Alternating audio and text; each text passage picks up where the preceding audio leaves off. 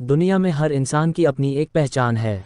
खोजने पर आए तो पता लगाया जा सकता है कि कौन व्यक्ति कहाँ पैदा हुआ था, कहाँ पला बड़ा और उसके परिवार में कौन कौन है। लेकिन अमेरिका के डलास की रहने वाली लॉरी एरिका रफ की कहानी आम लोगों से अलग थी। लॉरी कैनेडी ने बलाक रफ से शादी की तथा दोनों डलास में बस गए। काफ़ी सारे मिसकराज होने के बाद 2008 में लॉरी ने एक बेटी को जन्म दिया। सब कुछ ठीक चल रहा था कि लॉरी की जिंदगी में अचानक एक तूफान आ गया। उसके पति को लगने लगा कि उनकी शादी कामयाब नहीं है तथा दोनों को तलाक ले लेना चाहिए। ये सदमा लॉरी बर्दाश्त ना कर सकी और उसने 2010 में आत्महत्या कर ली। यहाँ तक की कहानी तो दुनिया में बहुत से लोगों के साथ घटित हो चुकी है, लेकिन हैरान कर देने वाली बातें तो लॉरी की मौत के बाद सामने आईं। उसकी मृत्यु के बाद जब उसके सामान की तलाशी ली गई तो उसकी अलमारी से कई ऐसे कागजात निकले जिसने उसके पति और पुलिस को हैरानी में डाल दिया। दरअसल मृत्यु के समय लॉरी की उम्र 42 साल थी, लेकिन कागजात के हिसाब से 1988 से पहले लॉरी कैनेडी नाम की कोई महिला थी ही नहीं। उसके पास से कुछ दस्तावेज बरामद हुए जिन पर उसका नाम बेकी स्वीटनर दर्ज था।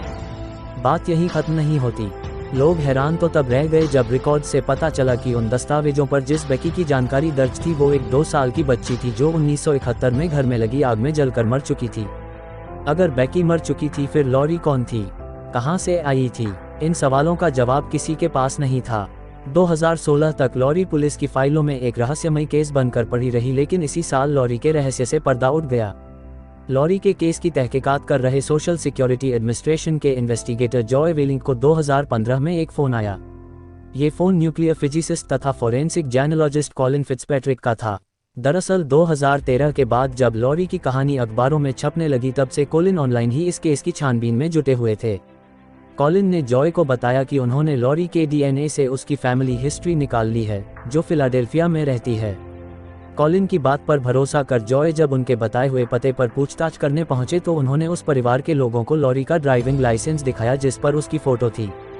लाइसेंस को देखते ही परिवार के एक सदस्य ने चीखते हुए कहा कि ये तो किम्बरली है। ये लॉरी की मां का परिवार था तथा लॉरी का असली नाम किम्बरली मैकलेन था। जब वह 18 साल की थी तब अपने माता पिता के अलग होने के बाद वो घर से भाग गई थी। इसके बाद उसने अपनी पहचान छुपाने के लिए मरे हुए लोगों की पहचान अपनाई। अब आप ही बताइए कि अगर लॉरी के जीवन पर फिल्म बने तो क्या आप एक पल के लिए भी ऐसी मिस्ट्री फिल्म से नजरें हटा पाएंगे?